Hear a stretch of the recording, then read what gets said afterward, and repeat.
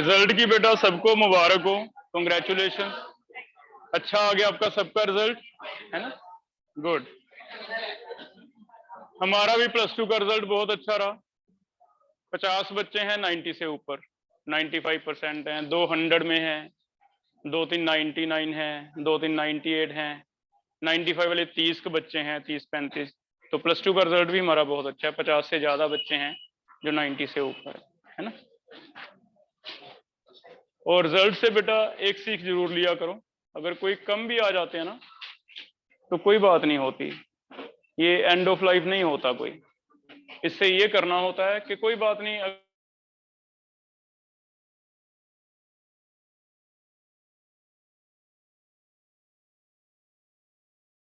और लगा दो, मेहनत कर लो, है ना? नेक्स्ट स्टेप आ गया ना। तो अगर किसी को रेग्रेट हो रहा है, क्योंकि हर किसी की एक एक्सपेक्टेशन होती है, देखो किसी के लिए 99% भी कम है, किसी के लिए 80 भी बहुत है, डिपेंड करता है कि वो एक्सपेक्ट क्या कर रहा है। तो अगर किसी को ऐसे लग रहा है भी हाँ एक्सपेक्टेशन से कम है, तो कोई इशू नहीं है, दोबारा चांस मिला आपको, ये 2 साल फिर से हैं, बोर्ड फिर से आने वाला है ना? तो जो आपको लगता है भी कमी रह गई, वो दोबारा से मेहनत करो, दोबारा से कमी निकाल दो, फिर से आ जाएगा, ठीक है? अगर किसी को लगता है, अदरवाइज मुझे लग रहा है सारे खुश लग रहे हो, एक्सपेक्टेड से ज्यादा ही आए लग रहे हैं। नहीं, इसके ज्यादा आगे का था, मुझे 60 चाहिए थे। चलो गुड, अभी हम आगे पढ़ लें फिर। पहले तो कल का आपका टेस्ट है, उसमें बेटा जो भी आपको डीपीपीज मिले हुए हैं वो दोबारा से एक बार रिवाइज करके आओ, ज्यादातर क्वेश्चन उन्हीं में से हैं, ठीक है? सिमिलर से क्वेश्चन डालेंगे। तो जहां तक जितना भी हो गया, ये टेस्ट का पर्पज है कि एक रिवीजन हो जाए, क्योंकि आज से एक नया टॉपिक स्टार्ट हो रहा है। बिल्कुल, हमने आज नया टॉपिक स्टार्ट करना है, वेव मैकेनिकल मॉडल, और ये बिल्कुल अलग चलेगा, है ना? सेम टाइम पे होगा, 11:30 से 12:30।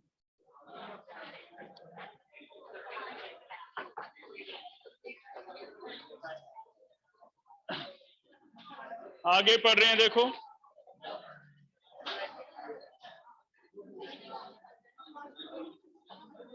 अच्छा, एक मंडे से जीआरबी क्लास में लेके आओ। यहां तक 40 एग्जाम्पल हो गए। मंडे आपके फर्स्ट 20 तक जितने हो सके कोशिश कर लेंगे, डाउट पे डिपेंड करता है। फर्स्ट 20 तक जीआरबी ले आओ, फर्स्ट 20 एग्जाम्पल तक जो भी डाउट होगा मंडे मेरे से पहले डाउट ले लेंगे, ठीक है? ऐसे 1-2 दिन जितने के लगेंगे हम डाउट भी ले लेंगे न्यूमेरिकल के, जैसे आपको कहा था, क्योंकि ये पार्ट हमारा स्लो चलने वाला है, थ्योरी का पार्ट है, ठीक है? तो हमने आगे स्टार्ट करना है, फाइनल मॉडल पे पहुंच गए हम, जो +1 2 में हमने पढ़ना है, वेव मैकेनिकल मॉडल।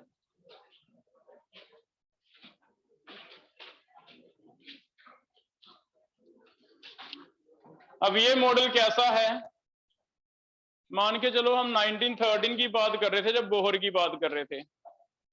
बोहर के अकॉर्डिंगली हमने पढ़ा कि न्यूक्लियस है, आसपास शेल्स घूमते हैं, शेल में कितने कितने इलेक्ट्रॉन हैं, मैजिक नंबर के अकॉर्डिंगली आते हैं, पहले में 2, दूसरे में 8, तीसरे में 8। रेडियस, एनर्जी, वेलोसिटी कैलकुलेट करना उसने सिखाया, लेकिन फिर भी हमने देखा भी बहुत सारी कमियां भी तो थी।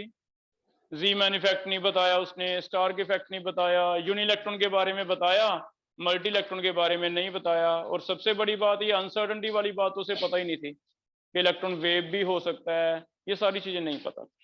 तो फिर और से स्टार्ट होती है, जिससे काफी चीजें, सोचो मैं बात कर रहा हूँ 1913 की, आज है 2023, तो बहुत एडवांस होगी अब तो केमिस्ट्री, काफी चीजें पता चलती हैं, जिसके बेस पे हम एक मॉडल तैयार करेंगे जो फाइनली आज एक्सेप्ट करते हैं साइंटिस्ट के भी, हाँ ऐसा दिखता है एटम का मॉडल, जिसे हम 2 साल पढ़ेंगे। लेकिन वो मॉडल कैसे मिला, अभी हम सारी बातें एक ही दिन में नहीं सीखेंगे। वेव मैकेनिकल मॉडल के अकॉर्डिंगली सबसे पहले जो बोहर ने बताया था, न्यूक्लियस के अराउंड शेल होते हैं, शेल तक तो पता था, लेकिन आगे रिसर्च हुई तो पता चला इसमें स्मॉल शेल हैं जिन्हें कहा जाता है सब शेल्स, इनमें और छोटे शेल हैं जिन्हें कहा जाता है ऑर्बिटल, और वैसे तो इलेक्ट्रॉन जो घूमता है ऑर्बिटल में घूमता है, यहां पे इलेक्ट्रॉन एग्जिस्ट करता है।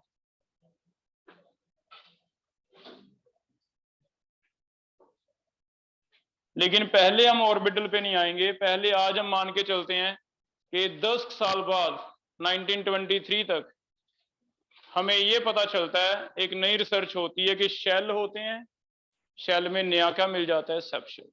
मान के चलो अभी हमें इसके बारे में पता ही नहीं, हम आज सिर्फ इतना डिस्कस करेंगे भी अभी इतनी रिसर्च हुई कि शेल हैं, शेल में नए क्या मिल गए, सब शेल्स। और वो सब शेल्स क्या हैं, कैसे बनते हैं, कितने होते हैं, कैसे भरने हैं, वो सारी चीजें सीखेंगे। तो एक हाइपोथेटिकल मॉडल लेके चल रहे हैं। मान के चलो हमारा रिसर्च ये हो गया, डिस्कवरी किसकी हो रही है, डिस्कवरी ऑफ सब शेल्स। कुछ सालों बाद ज़ीमैन इफेक्ट इन्हें एक्सप्लेन करने के लिए हमें पता चला भी जो बोहर मॉडल था उसमें ये करेक्शन है। बोहर मॉडल कहता था कि शेल है पहला के, फिर उसके बाद दूसरा शेल है एल, फिर उसके बाद तीसरा शेल है एम, ऐसे। लेकिन आज हमें पता चल गया अभी नहीं, ऐसा नहीं है। शेल में आगे सब शेल हैं। हाँ, पहले में कोई अलग से सब शेल नहीं मिला, एक ही है, लेकिन जैसे जैसे शेल बड़ा होता गया उसमें सब शेल आते गए। इसमें हमें 2 सब शेल मिले जो दोनों बहुत ही क्लोज रहते थे, जिसकी वजह से बोहर को शायद इनका पता नहीं चला, कहीं स्पेक्ट्रम में भी नहीं आइडिया हुआ, क्योंकि एनर्जी में कोई बहुत ज्यादा डिफरेंस नहीं। सेकंड शेल में 2 सब शेल मिल गए, थर्ड शेल में 3 सब शेल मिल गए जो बहुत ही क्लोज रहते थे, बिल्कुल पास पास जुड़े ही होते थे। मे बी जब रिफाइंड माइक्रोस्कोप आई और ज्यादा रिसर्च हुई तब हमें दिखने स्टार्ट हुए। और बहुत इंटरेस्टिंग बात ये रही कि जितना शेल का नंबर था उतने ही सब शेल थे। पहले में 1 मिला, दूसरे में कितने मिले, 2, तीसरे में मिले 3, चौथे में मिले 4। अब हमारा काम ये है कि ये मिल गए, चलो ठीक है, सबसे पहला काम ये है भी इनको नाम क्या दें। जैसे बोहर ने तो सिंपल खत्म किया हुआ था, भी के है, ये एल है, ये एम है, लेकिन अब तो मुझे बदलने पड़ेंगे नेम।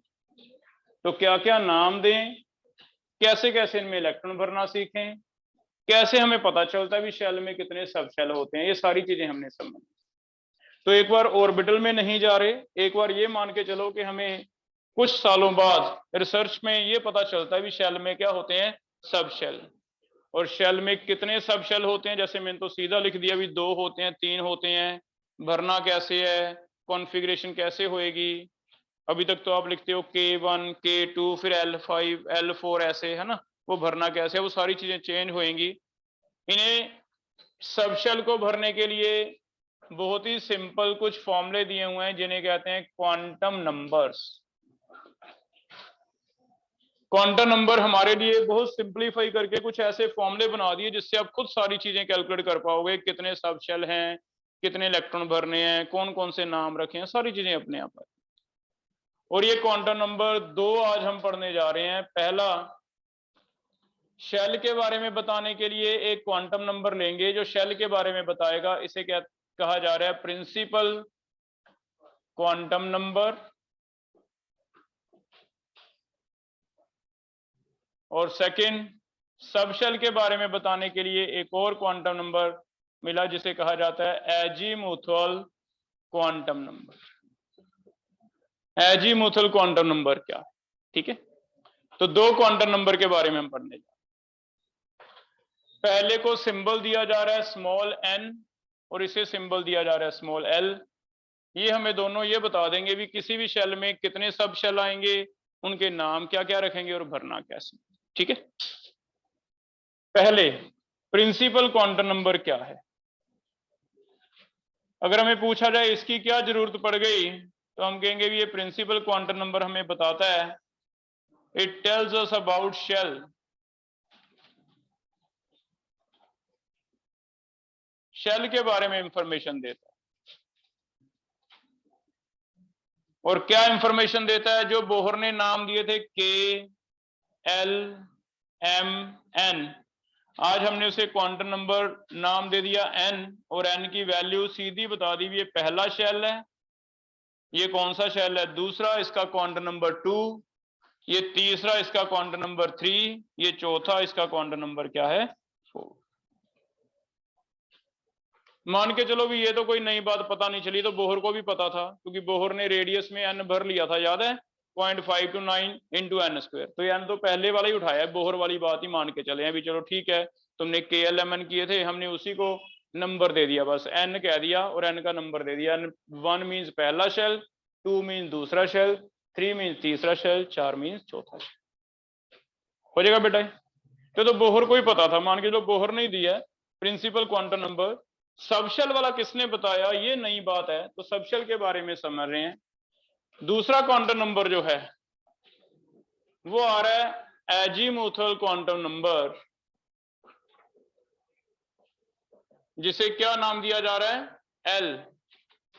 और ये हमें बताता है, टेल्स अस अबाउट, किसके बारे में, it tells us about subshells, subshells के बारे में बता। और ये हमें यहां से इसका सिग्निफिकेंस समझ आएगा भी क्यों इजी है क्वांटम नंबर वाला टॉपिक। एल की एक फॉर्मूला दिया हुआ है, एल कहता है शेल पे डिपेंड करेगा, इसका एक फॉर्मूला रहता है 0 से अप टू n-1 तक।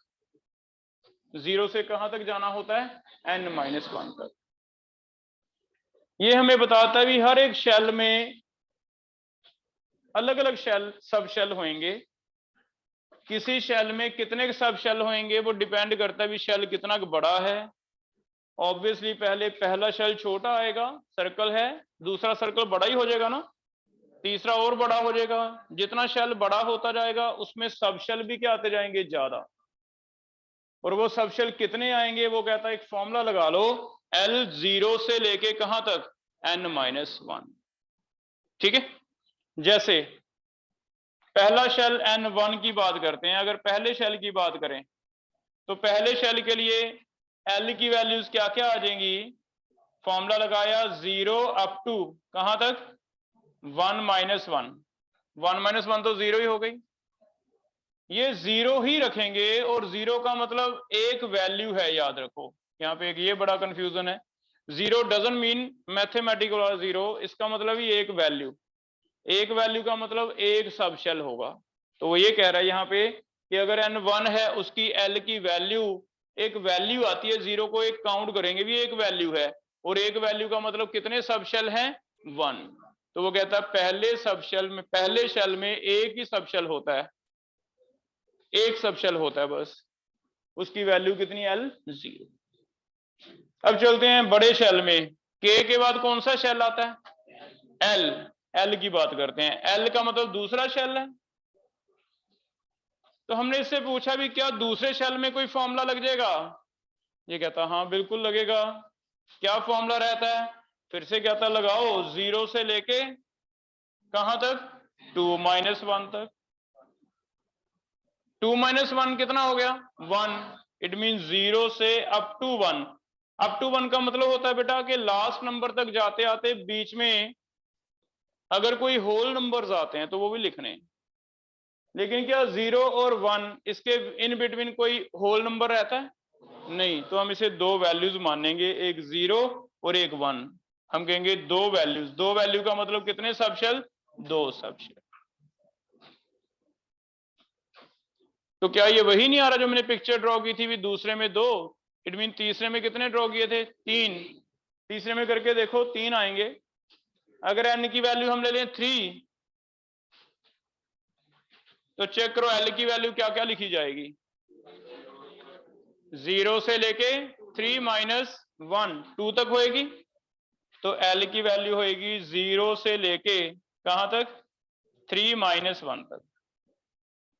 इट मीन 0 से 2 तक। क्या 0 और 2 के बीच में कोई होल नंबर आते हैं, तो वो भी लेने हैं आपने, 0, 1 और 2। इसका मतलब कितने सब शेल हैं, 3। इट मीन जो हमने एक पिक्चर बनाई है वो सही है कि पहले शेल में एक सब शेल, दूसरे में 2 सर्कल हैं, थोड़ा थोड़ा डिफरेंस से, तीसरे में 3 हो जाएंगे, ऐसे चौथे में 4 हो जाएंगे। तो आज हमारे माइंड में बोहर मॉडल की पिक्चर एक डिफरेंट है। हमें 10 साल बाद ये पता चला भी यहाँ बोहर एक लाइन खींच के देता था, एक सर्कल, वहां एक ही है, लेकिन दूसरे में क्या है, 2, तीसरे में 3, चौथे में 4, थोड़ा थोड़ा गैप है एनर्जीज का। ठीक है, हो जाएगा बेटा, क्लियर है। अब प्रॉब्लम है कि इनका नाम क्या रखें। इनका नाम क्या रखें, इनको नेम देने पड़े हमें। KLM तो खत्म हो गया, इनके नेम देने के लिए इन सब शेल को नेम देना होता है, इसे कहा जाता है डेजिग्नेशन। इनकी एक डेजिग्नेशन होएगी, इनकी एक पोजीशन होएगी। वो डेजिग्नेशन कैसे दी जाती है, नाम कैसे लिखे जाते हैं, हमने जो L की वैल्यूज है ना, L की वैल्यू 0 1 2 ये वैल्यूज आ रही हैं, इन्हें कुछ नाम दिए हैं, इन्हें कुछ सिंबल दिए हैं। जैसे बोहर ने रैंडमली KLMN उठा लिया था, ABC नहीं उठाया, इच्छा है उसकी, है ना, KLMN ले लिए। वैसे L की वैल्यू कुछ एक 0 1 2, इसको कुछ एक नाम दिए हुए हैं, कुछ एक सिंबल दिए हुए हैं। 0 वाला पढ़ा किसी ने, S, 0 वाले को नाम दिया हुआ है S सब शेल, 1 वाले को नाम दिया हुआ है P, 2 वाले को नाम दिया D, 3 वाले को F। यहां तक रैंडम याद करना है, क्योंकि एक्चुअल इसका मीनिंग था ये स्पेक्ट्रल लाइन के बेस पे थे। जो स्पेक्ट्रम में लाइंस आती थी, एस का मतलब उन्हें सिर्फ एक याद करना है, बस, ज्यादा इंपॉर्टेंट नहीं है। शार्प लाइंस आती थी, जिसकी वजह से शार्प वर्ड से इसका सिंबल क्या रख दिया, एस। लेकिन जब पी में इलेक्ट्रॉन ट्रांजिशन होती थी तो प्रिंसिपल लाइन आती थी, जिसकी वजह से इसका नाम क्या रख दिया, पी। डी का मतलब एक डिफ्यूज लाइन आती थी, डिफ्यूज का मतलब बहुत ज्यादा क्लियर नहीं आती थी, डिफ्यूज लाइंस आती थी जब डी में कोई स्पेक्ट्रम लाइन आती थी। और एफ का मतलब होता था फंडामेंटल। तो इसका जो एक्चुअल मीनिंग है वो हायर क्लासेस में आएगा। अभी आपको कभी पूछा जाए भी एस कोई नाम से लिया था, तो हम कहेंगे हाँ भी कोई शार्प लाइंस करके आती थी स्पेक्ट्रम में, इस वजह से क्या रखा था, एस। प्रिंसिपल लाइन आती थी पी, डिफ्यूज लाइंस आती थी तो डी, फंडामेंटल लाइन आती तो एफ। इसके बाद एबीसी वाला कंटिन्यू कर लो, वो कहता है 4 कहता है इंपॉर्टेंट है, जरूरी है। उसके बाद सिंपल है, एफ के बाद क्या आता है, जी। तो उसके बाद कोई नाम नहीं है स्पेशल, आपको सीधा सीक्वेंस फॉलो कर लेना है। एफ के बाद जी, वो कौन सा हो गया, 4 के लिए। जी के बाद एफ, तो इट मींस पहले आपको लगे भी ए से क्यों नहीं स्टार्ट किया, तो आपको मैंने बता दिया भी कुछ नाम थे, शार्प, प्रिंसिपल, डिफ्यूज और फंडामेंटल, इसलिए हमें 4 तो उन्होंने कहा वो लेने पड़े। इसका मीनिंग हायर क्लास में आएगा। उसके बाद एबीसी है, एफ के बाद क्या है, जी, उसके बाद एच एंड सो। अब इसका फायदा ये होगा कि हम किसी का डेजिग्नेशन जब सिंबल दे देंगे उसे, वो कहता है ऐसे लिखना है, पहले एन वैल्यू लिखो, साथ में एल की वैल्यू यहां से नाम उठा लो। जैसे पहले यहां चलते हैं, यहां पे देख लो दोबारा से, पहले शेल में एक सब शेल है L0, तो इसका सिंबल या इसका नाम ऐसे बनेगा, पहला शेल है तो पहले लिखना है N1, L0, 0 का मतलब कौन सा है, S, तो इसका ऐसे सिंबल बन जाता है, इसे हम क्या कहते हैं, 1S। पहले N लिखना है बेटा, बाद में L की यहां से जो वैल्यूज हैं ये ऐसे याद करो, 0 वाले का नाम S, 1 वाले का P, 2 वाले का, 3 वाले का, आगे GH, ऐसे चले, ठीक है। तो पहले शेल का ऑर्बिटल अब मैं 1s बोलूंगा, सब शेल 1s, K नहीं बोलूंगा, K की जगह क्या रिप्लेस हो जाएगा, 1s। ऐसे अगर 2 में जाएं तो 2 में 2 हैं, एक तो 0 एंड एक 1।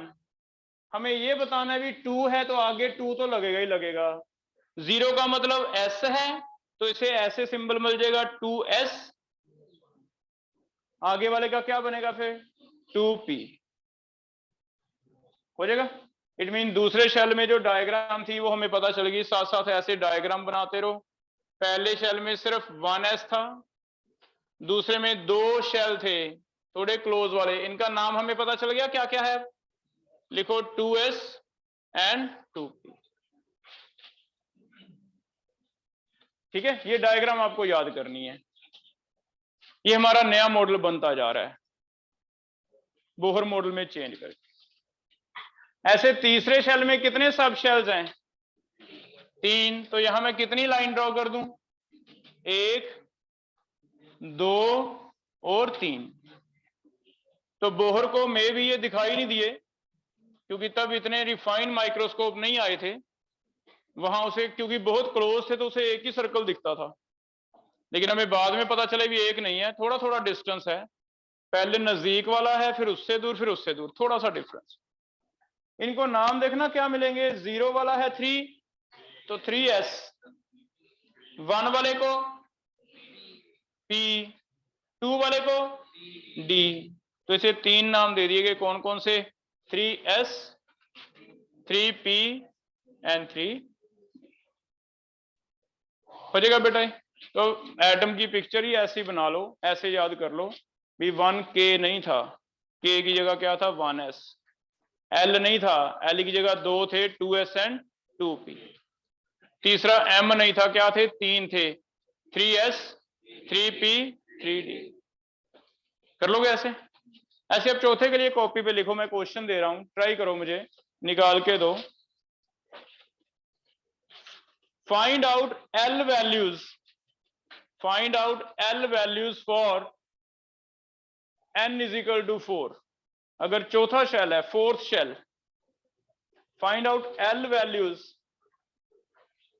For n is equal to 4 and write their designations, and write their designation. क्या क्या डेजिग्नेशन होंगे,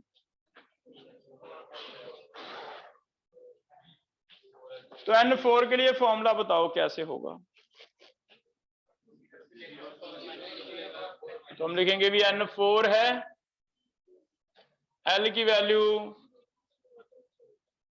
शुभ्रत 0 से लेके क्या फॉर्मूला है, 0 से 4 माइनस 1, ठीक है, 0 से 4 माइनस 1 क्या होगी, 0 से 3, बीच में सारी लेनी है, क्या क्या लिखें, 0 1 2 4 वैल्यूज हैं। 0 वाले का सिंबल क्या बनेगा, s, लेकिन आगे 4 लगाना ही है, तो मैं इसे 4s लिख दूं।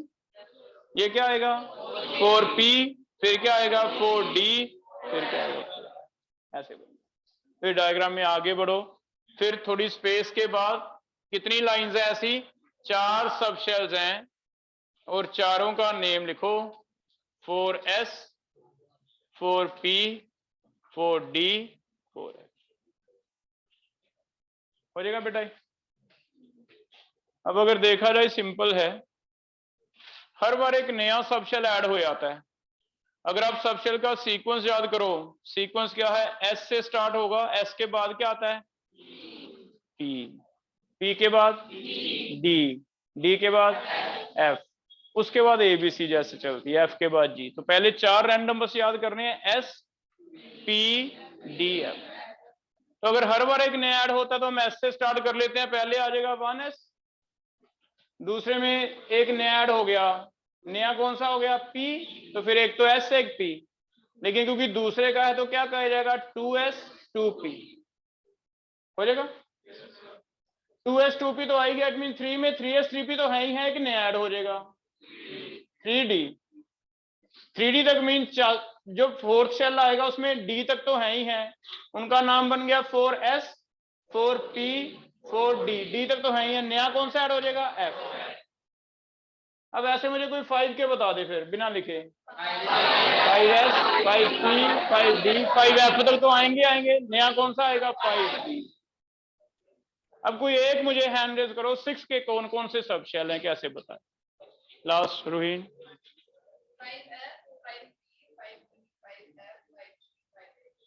ठीक है, तो ऐसे बस एक एक नया ऐड करते, 6 सेट्स, ठीक है, हो जाएगा बेटा। तो ये कोई ऐसे, ठीक है, जब तक हमें फॉर्मूला है हम उसे बताएंगे, वैसे ही याद हो गए, कर लोगे।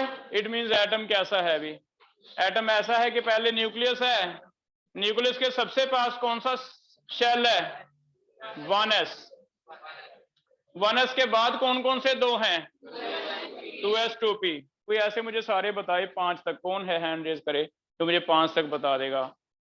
अमनीत, पहले का 1s, फिर गैप थोड़ा सा छोड़ के यहाँ पे 2 हैं, कौन कौन से 2s 2p, फिर थोड़ा सा दूर जाते हैं 3s 3p 3d, फिर थोड़ा सा दूर जाते हैं 4p 4d। तो क्या जरूरत पड़ी फॉर्मूले की, तो ऐसे फॉर्मूले अभी सिर्फ थोड़ी देर के लिए है, हमें वैसे ही याद हो जाएंगे, तो ऐसे कर लोगे बेटा, क्लियर है यहां तक। नेक्स्ट लिख लो, इलेक्ट्रॉन कैसे भरने हैं।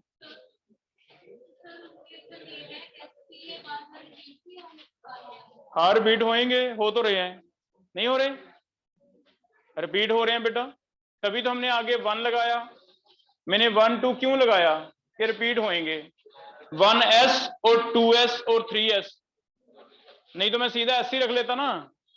यही तो फर्क था कि 1 क्यों लगा रहे हैं हम, ताकि पता चले भी s कौन सा भाई, s पहले शेल का या s दूसरे का या s तीसरे का, ठीक है, तो रिपीट होंगे यस। क्लियर है, हो जाएगा ये।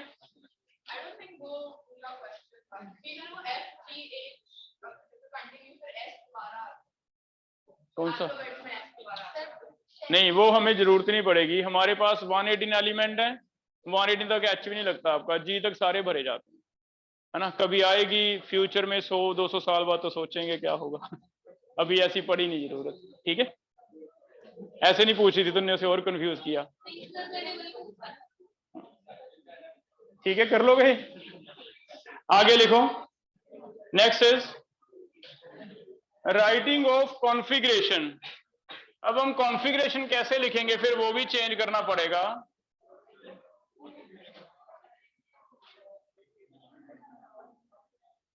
Writing of electronic configuration,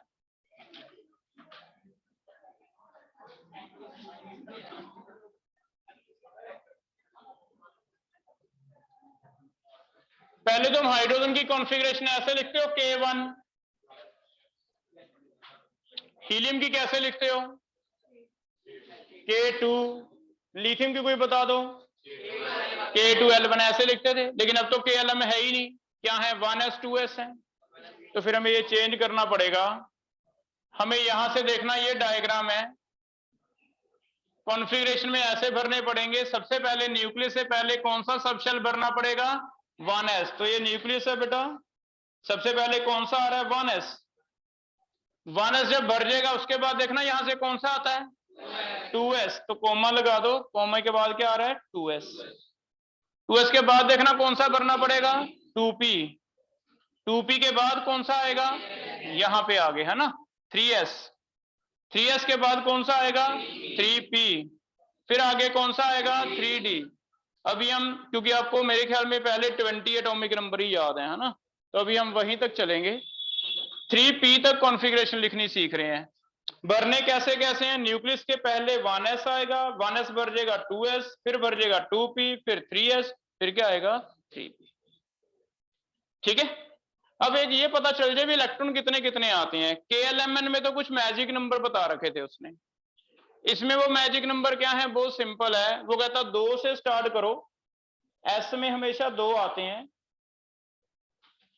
S में 2 आते हैं, वो 1 है या 2 है या 3 है मैटर नहीं करता, S में कितने आते हैं 2, बाकियों में 4 ऐड करके आएंगे, कितने ऐड करने हैं 4, इट मींस P में 4 ऐड करके कितने आ जाएंगे 6 आ सकते हैं। हो सकता है P का साइज थोड़ा बड़ा होता हो, तो P में हम याद करेंगे कितने आते हैं 6, L में भी तो याद ही किए थे भी, K में इतने आते हैं, L में इतने आते हैं, वैसे याद करेंगे। हाँ ये लेकिन मैजिक नंबर थोड़ा सिंपल है, क्योंकि इसमें मैजिक एक ही है भी, कितने ऐड करने हैं 4, 2 एक बार याद कर लो, 4 ऐड करो। अगर पहले में 2 आते हैं तो P में 4 ऐड करके 6 आ गए, P के बाद कौन सा आता है नया D, D में कितने आएंगे फिर 10, तो हर एक सबशेल की अपनी एक कैपेसिटी है बेटा, इससे ज्यादा वो नहीं ले सकता। अगर डी में 10 आ जाएंगे तो इसके बाद वाला सबशेल अगर एफ आता है तो एफ में कितने आएंगे 14, इससे ज्यादा हो नहीं सकते। तो इसमें मैजिक नंबर एक ही है भी, स्टार्ट करो 2 से, कितने कितने ऐड करो 4। अगर इससे आगे चलते हैं, एफ के बाद जी आता है, तो जी में कितने पॉसिबल है मैक्सिमम 80, ठीक है। एक ये याद करना है भी, एस में कितने इलेक्ट्रॉन भर सकते हैं मैक्सिमम 2, वो एस चाहे 12 एस है चाहे 13 एस है, रिपीट हो रहा है कोई फर्क नहीं पड़ता, एस की कैपेसिटी है मैक्सिमम कितनी 2 इलेक्ट्रॉन। बाद में 4 ऐड करते जाओ, तो पी की कितनी है 6, डी की 10, एफ की 14, जी की, तो बस ऐसे 4 वाला मैजिक है, एक हो जाएगा बेटा। अब किसी की कॉन्फ़िगरेशन लिखेंगे हम, तो ये सब शेल भरते जाएंगे, जब तक उसकी मैक्सिमम कैपेसिटी नहीं आती तब तक हम भरेंगे, जब मैक्सिमम भर गया उसके बाद हम नेक्स्ट शेल उठा लेंगे। तो एक बार यहां तक सीक्वेंस आप रट लोगे, 1s, उसके बाद 2s, उसके बाद 2p, उसके बाद 3s, उसके बाद 3p, वैसे उसके बाद 3d, फिर 4s 4p वो बाद में पढ़ेंगे। एक बार यहां तक आज हम लिख के सीख लें, ठीक है, हो जाएगा। तो आज से कॉन्फ़िगरेशन 10th वाला बिल्कुल चेंज, गलत है वो सारा, KLM कुछ नहीं है वो, है ना, बहुत पुरानी बात आपको बताई थी 100 साल पहले की।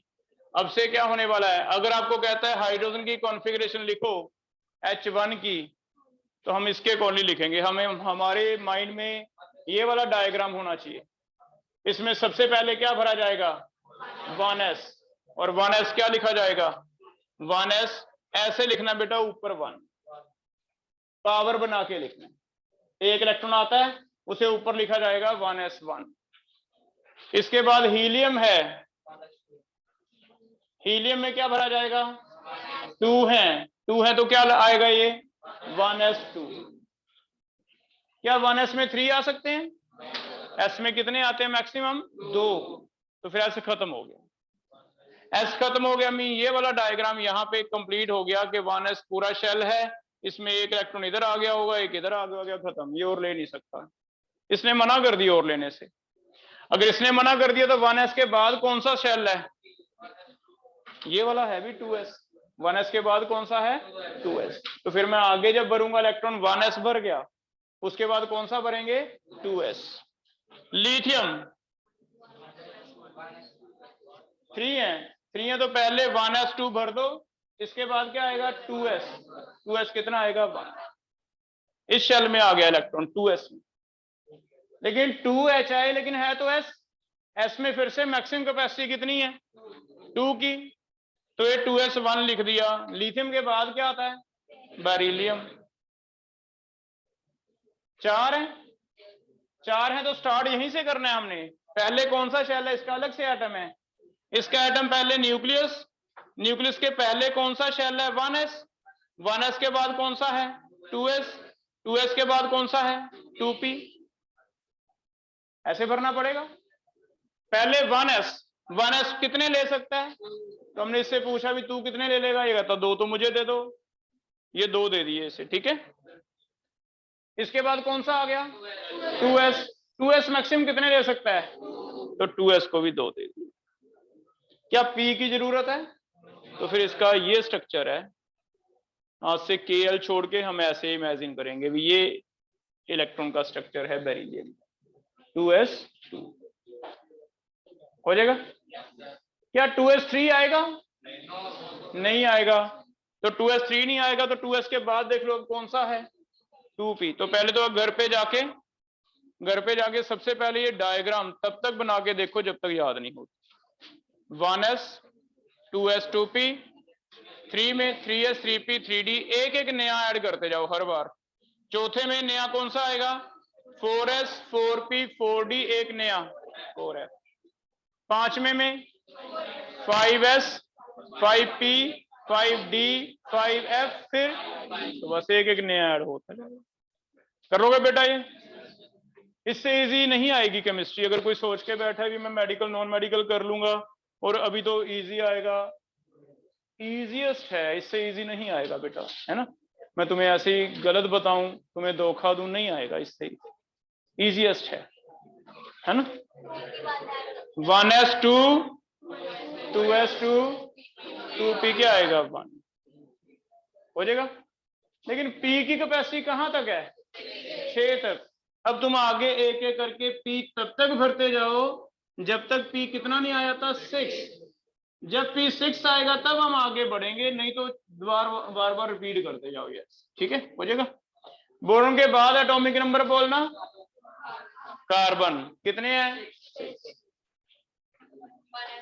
6 के लिए कोई बताओ कॉन्फ़िगरेशन अगर लिखनी है तो तुम बताओ। यस 2p2 आ गया भी, ठीक है 2p2 कर लोगे। इससे आगे कौन सा एलिमेंट आता है कार्बन के बाद नाइट्रोजन, लिखो कॉपी पे, और फिर जिससे मैं पूछूंगा वो बताएगा। नाइट्रोजन की कॉन्फ़िगरेशन लिखिए, लिख ली बेटा, तुम बता दे, आप बताओ। Yes 1s2 2s2 2p3, P में तो 3 आ जाएगा, 6 तक जाना है अभी तो हमें, है ना। तो आगे बताओ नाइट्रोजन के बाद कौन सा आता है, ऑक्सीजन। लिखो कॉपी पे कॉन्फ़िगरेशन ऑक्सीजन की। क्रिश 1s2 2s2 2p आ जाएगा बेटा ऑक्सीजन 2p4, ठीक है। ऑक्सीजन के बाद कौन सा एटॉमिक नंबर आता है, फ्लोरीन। कितने इलेक्ट्रॉन्स हैं, 9। लिखो कॉपी पे। युक्ता आप बताओ। 1s2 2s2 2p5, कितने बचे पी में भरने के लिए, 1 बच गया, बस एक ही और आने वाला है ना। P5 तक पहुंच गए। फ्लोरीन के बाद क्या आता है, नियॉन 10। तेरे साथ वाला क्या नाम है, तुम बताओ। इससे इजी नहीं आएगा बेटा, तुम्हें बता दिया। क्या डॉक्टर साहब बनने जा रहे हो, इंजीनियर साहब क्या बनने जा रहे हो। डॉक्टर साहब इससे इजी नहीं आएगा। हाँ जी, ट्राई तो कर, गलत बता दे कोई बात नहीं। नियॉन 10 है, ये लिखा हुआ है, बता। सारा तेरे सामने लिखा हुआ है। 1s2 आगे 2s2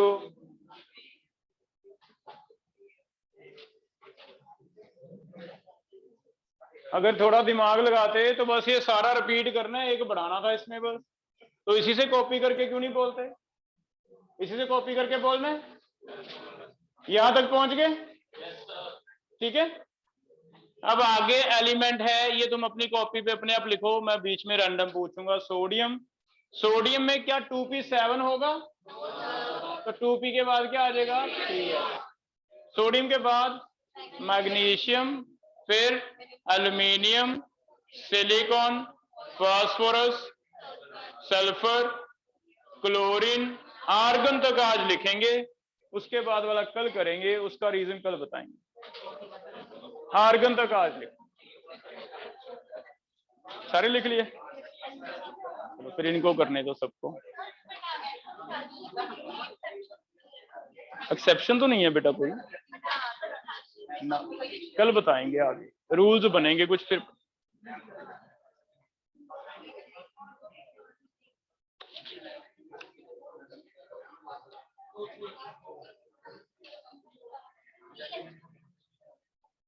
ये 3 गर्ल्स, इनको बुलाना आपके आगे वाले बेंच को।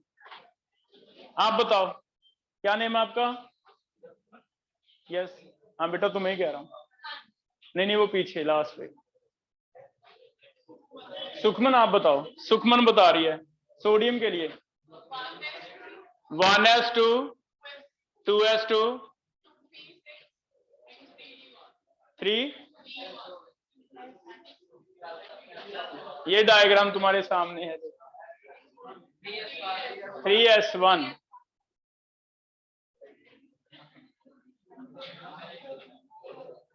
तुम्हारे साथ वाली लड़की को बोलो, सुखमन आपके साथ वाली, आगे बताओ बेटा।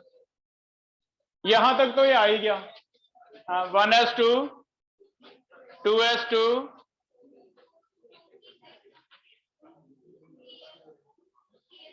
3s2, बस एक एक बढ़ाते जाओ।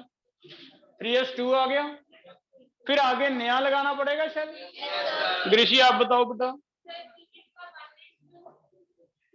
2s2 3p1। अब हम थोड़े से p1 को लेके, हमें पता है 6 तक यही चलेगा, अब हम इजी रिलैक्स कर सकते हैं। p1 p2 p3 p4 p5 p6, और हमारा यहीं तक तो लिखना है ना। तो आगे आगे इसी को देख के आगे वाला लिखा जाता होता है बेटा, हो जाएगा। लिख लो सारे, लिख लिए सारे। सिलिकॉन का क्या लिखें, 1s2 3p2, ठीक हो गया। ये अंकुश बता रहा है आगे। फास्फोरस के लिए 2p6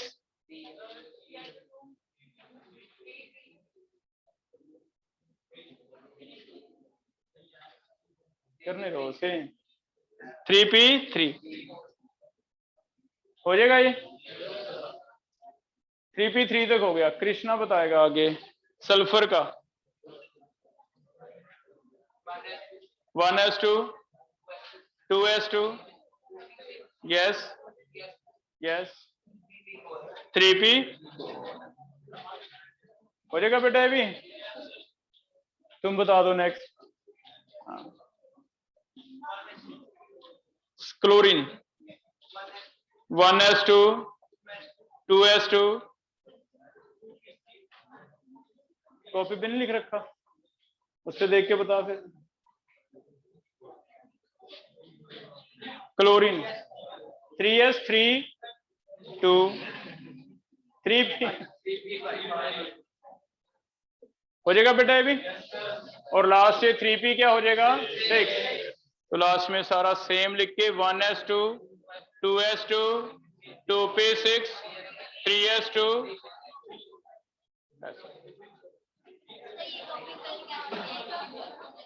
हो जाएगा बेटा ये लिखना। और कैसे क्वेश्चन बन सकता है right down question is right configuration of sodium लिखो right configuration of sodium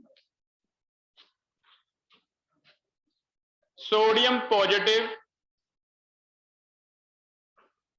and sodium negative right configuration of sodium sodium positive and sodium negative. आपको बस ये देखना है भी अगर सोडियम 11 इलेक्ट्रॉन रखता है तो क्या सोडियम पॉजिटिव में कोई इलेक्ट्रॉन निकाल सकता है कितने हो जाएंगे लिख लो सोडियम पॉजिटिव का मतलब कितने इलेक्ट्रॉन 10 सोडियम नेगेटिव में कितने इलेक्ट्रॉन हो जाएंगे 12। अब आपको सोडियम पॉजिटिव या सोडियम नेगेटिव से मतलब नहीं है बेटा आपको मीनिंग है अभी 10 इलेक्ट्रॉन भरने हैं एक में कितने भरने हैं 12 ठीक है। तो 3 एलिमेंट हैं एक में 10 हैं एक में 11 हैं एक में 12 हैं तो आपको सोचना है भी 10 इलेक्ट्रॉन भरने के लिए कैसे कैसे आएगा 11 के लिए कैसे आएगा 12 के लिए कैसे आएगा बस तो केटाइन एनाइन बीच में आ जाते हैं है ना। ट्राई करो कॉपी पे निपुण बताएगा Na पॉजिटिव चेक करो भी 1s2 2s2 2p6 आ रही है सोडियम पॉजिटिव का सही है सोडियम का प्रतीक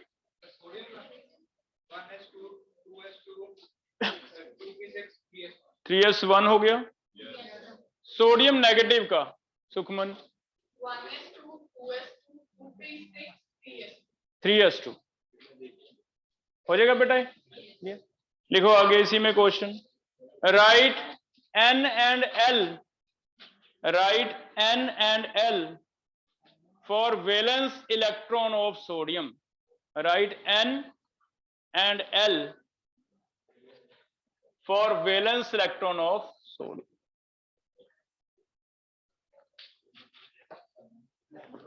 सोडियम के वैलेंस इलेक्ट्रॉन का N और L तो वैलेंस समझ लो बेटा वैलेंस का मतलब सबसे बाहर वाला और सबसे बाहर वाला right N and L for valence electron of sodium और बीट करूं right N and L for लिख लो भी question valence electron of sodium ठीक है ये क्वेश्चन वैलेंस का मतलब होता है सबसे बाहर वाला तो हम सोडियम का कॉन्फ़िगरेशन पढ़ेंगे अभी हमने लिखा था 1s2 2s2 2p6 3s1 valence का मतलब बाहर वाला कौन सा बाहर वाला है 3s तो 3s हमें पता है ऐसे लिखा हुआ है जो पहले लिखा जाता है वो तो n है n होता है नंबर ऑफ शेल तो हमें पता है 3s का मतलब कौन सा शेल है ये थर्ड शेल में सब शेल है s और एस स्टार्ट करना 0 1 2 क्या होता था एस के लिए 0, तो एस के लिए क्या होता है 0, एस के लिए 0, पी के लिए कितना होता है 1, डी के लिए 2 एंड सो। हो जाएगा बेटा, एक और दूं ऐसा, देखो लास्ट क्वेश्चन कर रहे हैं, राइट कॉन्फ़िगरेशन ऑफ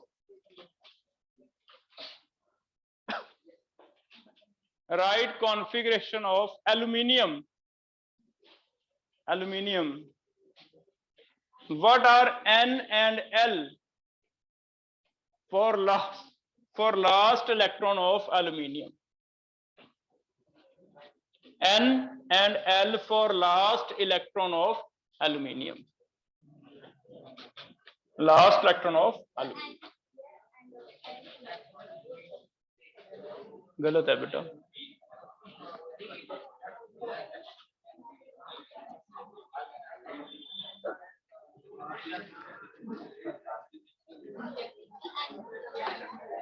लिख लिया, N एंड L बता दो, L ये 2 कह रही है, लिख लिया बेटा कॉन्फ़िगरेशन, लास्ट वही वाला, तुम बताओ इस बार, तुम बताओ, तुम बताओ, तुम्हें कह रहा हूं, हाँ लिखो एल्यूमिनियम का कॉन्फ़िगरेशन। अपने फ्रेंड को ही फंसा रहा है बार बार, तू बता। 3 क्या 3 कॉन्फ़िगरेशन बोल पूरा, 1s2 1s2 2s2 3p1, last कौन सा है 3p, इसके लिए n कितना लिखेंगे 3, L रट लो बेटा, स्टार्ट करना होता है 0 1 2 3 SPDF, इसे ऐसे 2-3 बार लिख के देखो, L स्टार्ट करना होता है 0 1 2 3, स्टार्ट होता कहां है SPDF। हो जाएगा, तंग कर रहा है तो आपको बेटा ऐसे घर पे जाके ये डायग्राम मंडे बनवा के देखूंगा, ये डायग्राम आनी चाहिए। सबसे पहले क्या आता है, न्यूक्लियस के बाहर 1s, आगे 2s, फिर थोड़ा सा क्लोज आएगा 2, फिर 3s, नेक्स्ट 3p, फिर आगे 4s, 4p, 4d,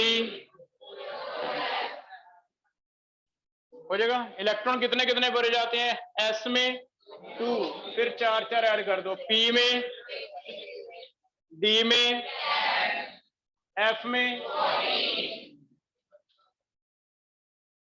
हो जाएगा।